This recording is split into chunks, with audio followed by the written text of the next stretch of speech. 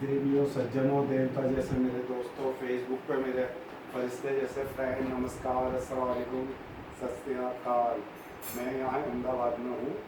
मेरा नाम है सुल्तान अनीस पहलवान सुल्तान शेख कुरैशी सुल्तान, कमांडो जुलकर 9 कमांडो शेख कुरैशी सुल्तान। और मेरा नंबर है 9925140600। अब दुनिया का हम कोई भी बैंड बाजा रिपेयरिंग करते हैं और आपके शहर में आकर करेंगे। आप एक कॉल करिए, हम आपके शहर में आकर इंशाल्लाह रिपेयरिंग करेंगे। और हम एग्जाम में करते हैं, किस्मत के दरवाजे खुले रहते हैं, दस्तक को पहचानिए। लोग सोचते हैं मेरा फ़ायदा, सुल्तान अनीस पहलवान शेख कुरैशी सोचता है हम सबका फ़ायदा। और ये हमारे खून में है। 1881 से हमारी कंपनी है। पहले पीके म्यूजिकल थी, फिर अनिल म्यूजिकल, और 27 साल से अल्फिशा म्यूजिकल सेंटर है अहमदाबाद में। तो मुझे आपको एक कहानी सुनानी थी। एक राजा था और उसका थोड़ा पास है। एक राजा था तो उसका दरवाजे से कोई खाली हाथ नहीं लौटता था। जो मांगो वो देता था, चाहे 1 करोड़ मांगे, कोई 100 करोड़ मांगे। उसकी ज़िंदगी का रिकॉर्ड था कि उसके दरवाजे से कोई खाली नहीं गया कभी भी। जो जिसके ख्वाहिश होती, जो परेशानी होती, जो सपना होता, वो अल्हम्दुलिल्लाह अल्लाह के हुक्म से पूरा किया करता था। तो एक फ़कीर आया उसके पास। उसने कहा कि भाई मुझे या तो अपना ईमान दे दो या फिर सारी राजपाट और दौलत दे दो। सिर्फ आप एक जोड़ी कपड़ा ले सकते हो और एक जोड़ी ले जा सकते हो, और वो जानामाल और लोटा वगैरह बस वजू के लिए। तो उन्होंने कभी कॉल के मुताबिक अब उसको एक चीज़ देनी थी, या तो ईमान देना था या फिर उसको देना था सारा राजपाट। तो इस कहानी से हमारा मतलब ये होता है कि भाई ईमान वालों की दुनिया में हार नहीं है इंशाल्लाह। तो ईमान वाले हमेशा जीतते हैं। तो इसका मतलब ये होता है कि ईमान वालों की दुनिया में हार नहीं है। तो उसने कहा कि भाई या तो ईमान दो या सारा राजपाट दो। तो उन्होंने कहा उसकी 2 बीवी थी राजा के। तो उन्होंने कहा इसका जवाब मैं तुम्हें कल दूंगा। पहली बीवी के पास गया तो भाई एक फ़कीर आया है, सारा राजपाट मांग रहा है या फिर मांग रहा है ईमान। तो बीवी बोली कि भाई वास्ता सलामत ईमान दे दो, पैसा बचा लो, नहीं तो बीवी बच्चे भूखे मर जाएंगे। तो उन्होंने कहा ठीक है। अब वो दूसरी बीवी के पास गया, उसके बाद बच्चे नहीं थे। तो उसने कहा भाई फ़कीर आया है, राजपाट मांग रहा है या मेरा ईमान मांग रहा है, क्या दूँ? तो बीवी दीनदार थी, समझदार थी। तो उन्होंने कहा वास्ता सलामत दौलत तो फिर आ जाएगी, आप एक काम करो राजपाट और दौलत दे दो उसको, ईमान मत दो, ईमान बचाओ। तो उन्होंने कहा ठीक है। तो सुबह वो राज दरबार में आया और फ़कीर को बुलाया। फ़कीर को बोला ये बीवी बच्चे और सारा राजपाट तेरा, और मैं ये अपनी बीवी को लेकर जाऊँगा। तो उन्होंने अपनी एक गठरी बनाई, उसमें जानामाज थी, एक कलाम पाक का, एक जोड़ी कपड़े थे और लोटा था वजू का। अब वो दोनों मियाँ बीवी चल दिए। तो चलते चलते हो गई शाम यानी रात। तो एक महल में नज़र आया। तो महल में से कलाम पाक की आवाज़ आ रही थी। तो उन्होंने महल के चारों चक्कर लगा दिए। तो चारों चक्कर लगाते लगाते तो अपनी बीवी से बोला राजा कि भाई कलाम पाक की आवाज़ आ रही है, लड़की पढ़ रही है, लेकिन दरवाज़ा नहीं है, ऐसा कैसे हो सकता है? तो महल के अंदर से आवाज़ आई, ईमान वालों तुम्हें दरवाजे की क्या ज़रूरत है, तुम हाथ रख दो, दरवाज़ा इंशाल्लाह अल्लाह के हुक्म से बन जाएगा। तो राजा ने हाथ रख दिया, दरवाज़ा बन गया, वो चले गए। लड़की ने कलाम पाक बंद किया और रही थी। उन्होंने कहा अब्बा जान आए। तो अब्बा जान को उन्होंने खाना वाना बना के खिलाया और एक रूम में आराम के लिए वो सो गए, नमाज कायम करके। तो नमाज कायम करके वो सुबह उठे। तो उन्होंने कहा बेटी अब हम चल रहे हैं, अब हमारा यहाँ एक रात अल्लाह के हुक्म से हमने डाली। तो उन्होंने कहा अब्बा जान मैं भी चलूँगी हमारे साथ।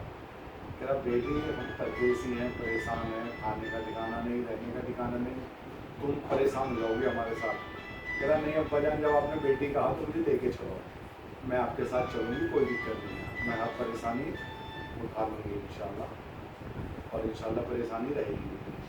तो उन्होंने कहा चलो ठीक है, तुम जिद कर रही हो। तो वो जाते जाते एक दूसरे राज्य में पहुँच गए। वहाँ का एक राजा था और राजा के पास वो काम मांगने के लिए जाने लगे। तो लड़की बोली कहाँ जा रहे हो? राजा के पास काम मांगने जाता हूँ, कोई काम मुझे रहने का ठिकाना हो जाए। तो उन्होंने कहा अब्बाजान क्या बोलोगे? ये काम के बारे में बोलूँगा। अगर तुम जब राजा पूछे ना काम क्या करोगे, तो राजा से कहना कि मैं जो भी नामुमकिन काम है वो करूँगा इंशाल्लाह। तो वो गए राजा के पास काम मांगा, राजा से भी क्या करोगे? तो राजा ने कहा भी आपके राज्य में जो भी नामुमकिन काम हो आप मुझे देना, इंशाल्लाह मैं करूँगा। तो राजा को उसकी बात समझ में आई। उनने कहा कि भी हर महीने इसको 5,000 दे देना। तो हर महीने 5,000 मिलने लगे। तो जब फ्री में 5,000 वो मिलने लगे तो वज़ीर की आँख में खटक गया। तो वज़ीर बादशाह सलामत से कहता था कि इसे काम बताओ, कोई नामुमकिन काम होगा जब भी तो बताऊँगा, क्या फ्री के पैसे ले रहा। वो राजा को भड़काया करता था, वो जलन भी होती है दुनिया में। तो एक दिन बैठे बैठे वज़ीर के दिमाग में आके भी 100 साल से बही खाते पड़ा है और वो लगान बाकी है, किसी को उधार बाकी है, ये नामुमकिन काम है और 100 साल पुराना पैसा था। तो उन्होंने बुला लिया, राजा के भी दिमाग में आ गया हाँ नामुमकिन काम है, दे दो उसको। तो उन्होंने कहा कि भाई ये बही खाते दे दिए कि भाई ये पैसा तुम्हें सबसे लाना है। और उन्होंने देखा भाई वो 100 साल पुराने खाते हैं, वही खाते हैं, ये जितना होगा नहीं होगा। वो परेशान था, पूरी सारे खाते उठा के घर ले गए। तो बेटी बोली पजान परेशान हो गए? नहीं कोई परेशानी नहीं है, कोई टेंशन नहीं। अगर नहीं आप चेहरे से परेशान रहो, परेशान हो। तो वो सोच रहे थे कि ये क्या हल करेगी, लड़की जात है, उसको क्या पता, पैसे लेने को मुझे ही जाना है। तो उन्होंने कहा राजा ने 100 साल पुराने बही खाते दे दिए कि भाई ये पैसा लगान का कर्जे का बाकी है, ये तुम्हें निकाल के लाना है। अब बेटी ये पैसा कैसा आएगा? तो उन्होंने कहा पजाना फिक्र मत करो, इंशाल्लाह अल्लाह के हुक्म से ये सारा पैसा आएगा। तो वो जो है सुबह फजर की नमाज़ पढ़ के सबके पते पे गए, किसी का बेटा मिला, किसी का पोता मिला, किसी का पड़पोता मिला, सब ने पैसे दे दिए। वो सारे पैसे इकट्ठे करके राजा के पास पहुंचा दिए खजाने में जमा कर। तो वज़ीर फिर झंड हो गया कि तो इसने कर दिखाया। तो राजा के पास एक बगुला था और वो दुनिया में एक ही था, उसका जोड़ा नहीं था। तो उन्होंने कहा बादशाह सलामत,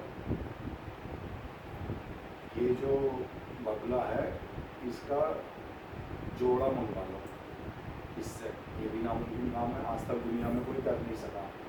वो बगुले का जोड़ा उठा के फिर उन्होंने उसे एक रूम में बंद कर दिया। फिर परेशान हो गए कि भाई ये बगुले का जोड़ा तो एक ही है, दुनिया में है ही नहीं। राजा को भी पता था, तो राजा को सब पता होता है, तो इसका तो है ही नहीं दुनिया में। तो परेशान हो गए। तो बेटी बोली अब्बा जान आप परेशान हो क्या? हाँ इसका जोड़ा मांगा है, जोड़ा कहाँ से लाऊं, इसका जोड़ा तो है ही नहीं और दुनिया में आज तक किसी को नहीं मिला इसका जोड़ा। तो उन्होंने कहा अब्बा जान फिक्र मत करो, इसका जोड़ा मिल जाएगा। उसे बेटी की बात पे यकीन आया क्योंकि एक चमत्कार वो देख चुका था, क्योंकि सारे बही खाते के पैसे मिल गए थे, वो नामुमकिन काम था वो हो गया था। तो उन्होंने कहा ठीक है जाएंगे अब्बा जान, जाने से पहले मुझसे मिल के जाना, ठीक है। तो वो फजर की नमाज़ पढ़ के गए लड़की पर। लड़की बोली एक नदी है, नदी के किनारे जाना, वहाँ तुम्हें एक इसका जोड़ा मिलेगा और एक जोड़ा और मिलेगा, तुम उसको भी उठा लाए। तो वो फजर की नमाज़ पढ़ के नदी के किनारे गए, एक जोड़ा आया, फिर दूसरा जोड़ा भी आ गया। उन्होंने चारों को एक रूम में कर दिया, खबर भिजवा दी कि भाई जोड़ा आ गया है, आप उसको मंगवा लो। तो राजा ने वजीर को भेज दिया कि कमरे में जाओ, वहाँ से जोड़ा आ गया है उसके पास, जोड़ा ले लो। और वजीर आया, एक जोड़ा उसने उठा लिया, वो दूसरा जोड़ा भी उठाने लगा। तो वो बोला कि भाई लड़की बोली ए वजीर नीयत खराब मत कर, सिर्फ अपना जोड़ा उठा, यहाँ से चलता हुआ। उन्होंने वो एक जोड़ा छोड़ दिया, एक जोड़ा अपना उठा लिया और वजीर राजा के पास गया कि बादशाह सलामत, दोनों की नीयत खराब हो गई थी लड़की की आवाज़ पर। तो बादशाह में उसकी एक लड़की है और उसकी आवाज़ बहुत खूबसूरत है। तो वो दोनों प्लान बनाने लगे कि उसको देखें कैसे। तो उन्होंने कहा कि एक काम करो, वजीर बोला कि भाई पूरे घर की दावत कर दो।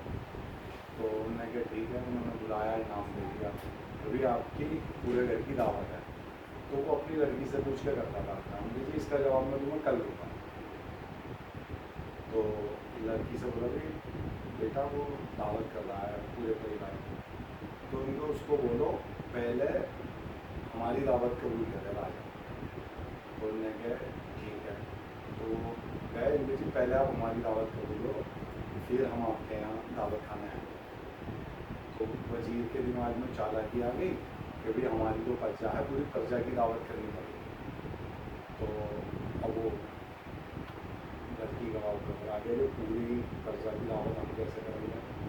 और जो अगर पूरी प्रजा को तुमने खाना नहीं खिलाया तो हमारी बेटी से शादी करनी पड़ेगी, नहीं तो अगर तुमने खाना खिला दिया तो हम पूरा राजपाट तुम्हें दे देंगे। तो उन्होंने कहा इसका जवाब मैं तुम्हें कर दूँगा। तो वो बेटी से बोला कि वो तो भरा पूरे उसको खाना खिलाओ प्रजा को, मुझे भी और मेरे पूरी प्रजा को, पूरे शहर को, पूरे गाँव को खाना खिलाना पड़ेगा। अगर खाना नहीं खिलाया तो अपनी लड़की की शादी मुझसे करनी पड़ेगी। राजा बोला और खिला दिया तो सारा राजपाट तुम्हारा और हम दोनों यहाँ से चले जाएंगे। तो बेटी बोली अब पहले शर्त लगा। कहाँ से आएगा? अगर तुम शर्त लगा। और वो वो जालिम लोग हैं और अच्छे लोग नहीं होंगे। मेरा नहीं कोई बात नहीं, मुझे शर्त लगा। तो उन्होंने जाके शर्त लगा दी। वैसे लड़की के दो चमत्कार वो देख चुके थे राजा साहब, जो पुराना राजा था। तो उन्होंने कहा जी कल फजर में आप आ जाना, फजर से मतलब असर के बाद खाने आ जाना कल। तो उन्होंने कहा कि बेटा अब ये फजर में आप मेरे से मिल के जाना, मैं एक जगह भेजूँगी। तो उन्होंने कहा कि एक चादर दी, 4 ईंट दी फजर के बाद, उनके इसको एक कब्रिस्तान के बीच में बिछा देना और चारों कोनों में 4 ईंट रखना और मुड़ के मत देखना।